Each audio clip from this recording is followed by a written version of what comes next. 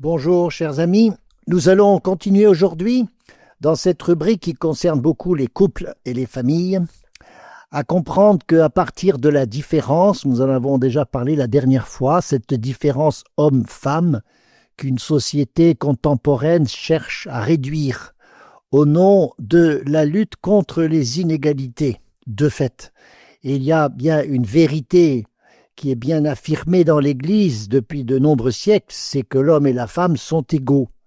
C'est la société civile qui a souvent ignoré cela, en particulier, je l'ai déjà dit, le Code civil de Napoléon, dont nous avons hérité pendant longtemps, jusqu'à il n'y a pas trop longtemps.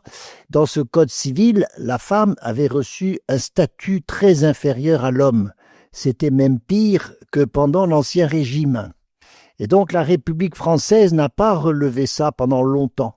Alors aujourd'hui, on a cette exigence d'égalité, ce qui est très juste, et cela rejoint la pensée de l'Évangile, la pensée de l'Écriture, la révélation chrétienne qui affirme fortement cette égalité de l'homme et de la femme. Mais en même temps, la différence. Et c'est cette différence qu'on veut aujourd'hui un petit peu minorer, alors qu'elle est au contraire le ferment qui va permettre au couple de grandir. Et quand on dit le couple, c'est aussi chacun qui grandit, et en grandissant chacun, le couple va grandir. Et donc on ne peut pas parler d'amour, on ne peut pas parler de vie conjugale, et ensuite bien sûr de fidélité, sans pouvoir concevoir une croissance. Parce qu'on n'est pas destiné le jour de notre mariage à rester dans l'état où nous sommes, puisque déjà nous grandissons. Physiquement, moralement, psychologiquement, nous changeons. Et c'est ce changement qui est le propre de la vie, il n'y a pas de vie sans changement, qui explique que le couple est appelé lui aussi à grandir. Exactement comme un enfant, on ne peut pas gêner la croissance d'un enfant, elle est naturelle. Et il y a même des âges qui se déroulent dans la vie d'un couple. C'est pour ça que l'on ne se marie pas pour peu de temps. On se marie pour une certaine trajectoire avec des étapes. Et dans cette croissance du couple, il faut bien admettre qu'il y a des phases qui vont être plus difficiles, comme il y a des crises de croissance, que ce soit dans la société, dans une entreprise, et aussi pour la vie des personnes, il y a des crises de croissance. Eh bien, il y a aussi des crises de croissance dans le couple. C'est ce qui fait de la vie conjugale non pas une tragédie, mais plutôt un drame. Un drame, c'est un déroulement en 3 actes très souvent. Drama, ça veut dire action, alors que tragédie, ça veut dire malheur. Et donc nous sommes dans une action qui se déroule selon des circonstances qui vont être plus ou moins à porter. Et c'est cela qui fait une sorte de croissance par étapes, avec des moments de facilité et des moments plus difficiles. Et c'est quand on passe d'une étape à l'autre qu'il y a ce phénomène d'une crise. Alors c'est à la fois un conflit, c'est une tension, et qui vient justement de ce que tout d'un coup on se rend compte de la différence entre l'homme et la femme, que cette différence nous indispose. Et c'est parce qu'on ne se comprend plus, parce qu'on n'est pas dans la même planète, on ne vit pas de la même façon. Tout d'un coup, on découvre qu'on a une autre façon de fonctionner. C'est cette action de juger, c'est ce qui donne le mot crise en grec, qui veut dire action de juger. C'est attraper ce changement au moment où tout d'un coup, il nous bouscule. Et parce qu'il se précise, alors ça crée chez nous, par une sorte d'aggravation, ça crée une difficulté dans la différence. Et bien sûr que ça nous oblige à réagir. Il ne s'agit pas de se taire au moment des crises, au contraire, c'est une phase critique dans laquelle se manifestent beaucoup d'émotions. On peut même parler de crise de nerfs, mais c'est un passage qui est lourd de conséquences. Voilà pourquoi c'est délicat. Et il faut prendre ça comme on prend un tournant délicat avec un véhicule. Il ne s'agit pas de lâcher le volant à ce moment-là. Il y a une rupture d'équilibre. Et ça montre bien que nous sommes en état de croissance, qu'il y a un autre état qui se présente Et c'est ce qui fait à la fois de la douleur, de la difficulté, mais en même temps, il y a aussi à s'investir, à se retrouver, à comprendre ensemble, et non pas chacun de son côté, ensemble comprendre ce qui nous arrive dans cette croissance. C'est pour ça que c'est le dialogue qui aide beaucoup à grandir. Nous vivons de ces troubles, de ces difficultés qui attendent des solutions. Le mot crise en chinois veut dire aussi bien danger que opportunité. C'est donc une chance pour grandir, de faire certains changements. Parce qu'on n'a pas changé entre-temps, il y a une sorte de manque dans le couple. Le désir se fait douloureux parce qu'on n'est pas adapté à ce changement qui se présente. Vous savez, on dit qu'une femme épouse un homme dans l'espoir qu'il changera, parce qu'elle peut voir très rapidement ce que sont ses défauts, et elle a l'impression qu'elle arrivera à changer tout ça. On ne change pas rapidement, ce n'est pas vrai. Mais de fait, le mariage est une chance pour se changer l'un par l'autre, se laisser aussi changer par l'autre. Quand on ne reconnaît plus l'autre, c'est là qu'on se dit « je ne l'aime plus », alors qu'il y a simplement une éclipse de l'amour, comme vous savez la lune qui cache tout d'un coup le soleil, alors que le soleil est toujours là.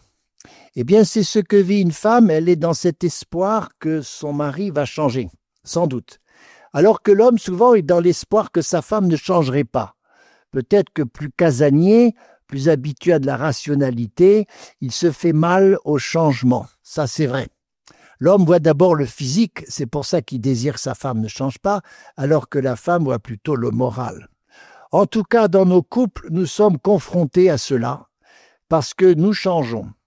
Moi, je change, l'autre va changer, et bien sûr que notre couple va changer. Et cela se fait à la faveur des événements, quelquefois des événements que l'on ne prévoit pas, des contraintes que nous pouvons vivre. Il y a la naissance d'un enfant, il y a le mariage de nos grands-enfants qui vont changer notre couple, il y a des déménagements, il y a le chômage, il y a des voyages que l'on peut faire assez loin, il y a de la maladie, et puis il y a des deuils que nous traversons, en particulier les deuils de nos parents. Ce sont tous ces événements qui créent du déséquilibre et qui appellent à se bousculer, à suivre la vie, à suivre la croissance. Et voilà pourquoi il est bon, parce que nous sommes en croissance, d'être sur une sorte de fil qui déroule le temps. Et on a la tentation de voir en arrière, ça s'appelle la nostalgie, mais ça peut être aussi l'espérance quand on regarde ce qui nous attend. Et au présent, c'est vivre dans la fidélité. Alors on n'a pas tout de suite. Voilà une chose qui est dans notre société très consumériste, qui est très difficile à accepter, de ne pas avoir tout de suite. Franchement, c'est quelque chose qui vient quelquefois d'une éducation. Quand on a été, comme on dit, un enfant gâté, on a du mal à ne pas avoir tout de suite ce que l'on espère, et en particulier chez l'autre. Il faut concevoir que l'on est bien sur un parcours de croissance. Et le couple est une réalité qui grandit. Et c'est parce qu'elle grandit que l'on peut parler de fidélité. Et bien sûr que nous désirons grandir. C'est un peu aussi comme une cathédrale à construire. Voilà une image qui a été reprise par Boris Cyrulnik, un psychothérapeute très connu, psychologue, qui a bien compris que le couple est en évolution et que quand on est dans les premières années, il y a certes une sorte de starter, il y a des éléments qui sont là pour nous lier fortement. Ça s'appelle la passion amoureuse, ça s'appelle cet attachement qui se fait d'abord très fort au niveau des sens, au niveau du plaisir que l'on en retire. Mais très vite, cet attachement doit changer de nature. Eh bien, parce que justement, il s'agit de grandir. Une cathédrale, elle s'établit sur des bonnes fondations, c'est bien l'amour d'éros, et pourtant il faut construire cette cathédrale encore avec beaucoup d'efforts, bâtir des murs, laisser des voûtes s'élancer avec beaucoup de risques, construire, élever, laisser des espaces pour la lumière qu'on appelle des vitraux, etc., etc. Voilà comment on construit une cathédrale, et l'image est d'autant plus intéressante qu'on a construit des cathédrales en 50, 60 ans, et c'est à peu près la durée d'un couple aujourd'hui. Alors nous verrons comment dans cette croissance, après la pause, il y a aussi des phases qu'on va appeler des phases de souffrance.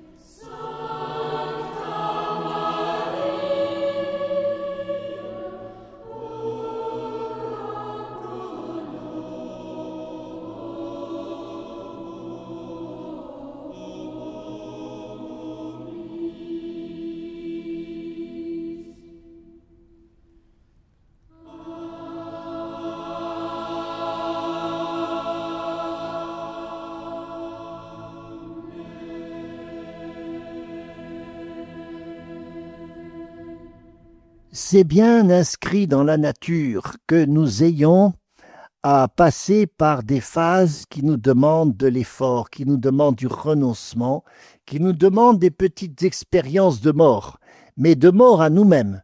Parce que vous savez, la vie naît de la mort. Et donc la mort et la vie, ça marche ensemble. Et entre les deux, il y a l'amour. Et l'amour, c'est justement, l'amour bien compris, c'est cet aiguillon qui fait que la vie finit toujours par triompher de la mort. Voilà aussi où se trouve l'espérance chrétienne. C'est-à-dire, pour prendre une autre image dans la nature, quand un arbre doit grandir, il passe par lui aussi des phases de croissance, et en particulier l'hiver, qui est une phase où il souffre, où l'écorce se fend, où l'arbre d'ailleurs s'arrête de grandir.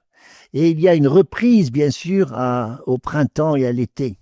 Alors l'arbre, on voit bien, il est nécessaire à la croissance qu'il passe par ces phases où le bois va se durcir, va se refermer. Il ne va plus être dans la croissance, mais il va être dans la fortification. C'est pour cela qu'il souffre. Et il y a dans l'amour humain une règle qui s'appelle le don de soi, qui assure un véritable bonheur. Ce bonheur que l'on peut vivre dans le mariage vient de ce qu'il y a plus de joie à donner qu'à recevoir. Et c'est ce don de soi qui implique de se quitter soi-même, quitter certaines envies, certains plaisirs, avoir justement cette attitude d'être dans une patience. Et la patience est un mot qui vient en latin d'un mot patior qui veut dire aussi bien patienter que souffrir. Et donc, aimer, il n'y a pas de drame à aimer à certains moments à travers de la souffrance. Non pas que l'on aime pour souffrir, mais on souffre par l'autre ou pour l'autre. Et que parce qu'on aime beaucoup, il est bien vrai que quelquefois on va aussi souffrir beaucoup. C'est la leçon de la croix, où sur la croix on ne voit pas d'abord la souffrance, on voit d'abord cet immense amour qui a permis au Christ de nous aimer ainsi. Donc on souffre pour aimer. Et c'est ce que dit Lanza del Vasto, qui dit que l'amour, c'est la joie de souffrir. Justement, l'amour change le sens de la souffrance. Une souffrance qu'il y a à guérir soi-même, une souffrance à guérir son couple aussi, une souffrance à s'offrir. Et guérir, vous savez, c'est lent. Et c'est, si on le peut, parce qu'il s'agit d'être dans la patience, c'est se convertir. C'est se convertir, ça peut être d'abord aussi parce qu'on le veut, mais c'est aussi parce qu'on le peut.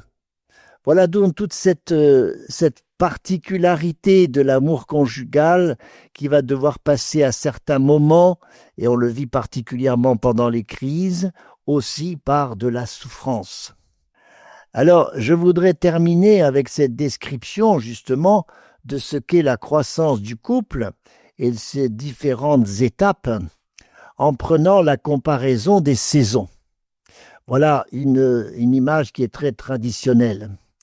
Regardez comment un couple commence en général par le printemps.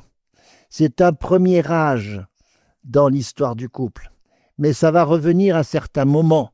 Mais un âge qui est fondamental, c'est l'âge du printemps. Parce qu'au printemps, on est dans l'espoir, on est dans la confiance. On sait qu'on est encore dans un début. Il y a les arbres sont encore, les plantes n'ont pas de feuilles, et le printemps, c'est le moment où les feuilles commencent, tout en étant petites, à être particulièrement vigoureuses. C'est la force de l'amour naissant, surtout dans cette phase, voyez, où il est particulièrement romantique. Alors voilà le printemps dont il faut se souvenir, parce que c'est le moment où on a sans doute le plus de vigueur amoureuse. Mais c'est pour aller dans la deuxième étape, qui s'appelle l'étape de l'été, où là, il y a un certain épanouissement. C'est un âge où on prend déjà de beaucoup de paix en étant avec l'autre. On n'est plus dans la fièvre de la sève, vous voyez, qui est forte et qui monte à l'esprit, mais on bénéficie d'une paix. On est dans une certitude. Voilà. L'été, c'est la certitude parce que les fruits sont déjà là. Et l'été, c'est les fruits que l'on récolte sur les arbres, sur les plantes. C'est le moment de la prière, c'est le moment où on peut être tourné vers celui qui est l'auteur de la vie. C'est le temps splendide de la chaleur, où on est dans le maximum de ce fruit. C'est la fécondité de notre amour. L'amour est heureusement maintenant fécond. C'est le moment dans un couple, concrètement, où il y a des enfants qui sont là, ils sont petits, ils sont merveilleux, etc. Alors voilà donc comment se termine cette deuxième étape de l'été, qui dure un certain temps tout de même, pour approcher de l'automne, la troisième saison, qui est, vous voyez, une saison marquée par l'habitude. Parce que, voilà, les arbres sont déjà là, les feuilles, etc., elles commencent déjà à tomber. Il y a un certain mode de tristesse qui peut s'emparer de nous, parce que tout en ayant vécu de bonnes choses, puisqu'il y a eu des fruits, il y a eu beaucoup de choses, en même temps, on commence à regretter le temps du printemps. On commence aussi à être dans la tristesse parce qu'on en porte moins de fruits. On n'a plus d'enfants, les enfants grandissent, c'est le temps où on commence à s'agacer de l'autre. Vous savez, les feuilles ne sont pas aussi belles au moment de l'automne, d'ailleurs elles commencent à sécher. C'est le temps de certaines infidélités.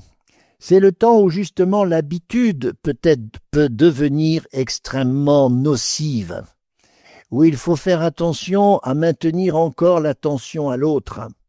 L'automne, c'est le moment du dialogue, le moment aussi du pardon, parce qu'on a déjà pas mal de mois derrière soi, ce qui se traduit en comparaison plutôt par plusieurs années, et nous avons à revivre cela pour justement pouvoir être plus forts pour l'hiver qui approche. Et alors là, vous voyez bien, j'arrive à la 4e saison, qui est l'hiver. L'hiver, ça correspond à ces moments de crise, où justement nous pouvons vivre de grandes déceptions. C'est le moment où les colères peuvent envahir notre cœur, où on est dans le jugement. Et le jugement, vous savez, c'est le mot crisis en grec, c'est bien le mot moment des crises. C'est le moment où il faut vivre un peu plus seul, quelquefois, et même peut-être passer par des moments de séparation. L'hiver, c'est violent, parce que ça fait mal. C'est le moment où il faut surtout être un peu plus rapprochés l'un de l'autre pour s'aider. C'est pas dans ces grands moments d'amour, des grands élans amoureux, mais c'est plutôt dans l'attachement à l'autre. C'est le temps de la tendresse, où il faut vivre au coin du feu. Il faut être encore plus l'un contre l'autre, je dirais, pour avoir plus chaud, parce que c'est aussi le temps de l'épreuve. Voilà ainsi cette 4e saison du couple, vous voyez, l'hiver. Mais alors, dans cette vision des saisons, c'est intéressant parce que ça veut dire que l'on est dans des cycles. Et c'est vrai qu'à la fois grandir, c'est passer par des cycles qui semblent se reproduire. C'est-à-dire qu'on va avoir des hauts et des bas. On va être tantôt dans le printemps, dans l'été, puis ensuite dans l'automne et dans l'hiver. Et puis c'est pour revenir de nouveau dans un nouveau printemps et un nouvel été. Et donc c'est un peu comme les vagues de la mer qui procèdent ainsi par flux et reflux. Mais en même temps, c'est toujours parce que c'est appelé à vivre.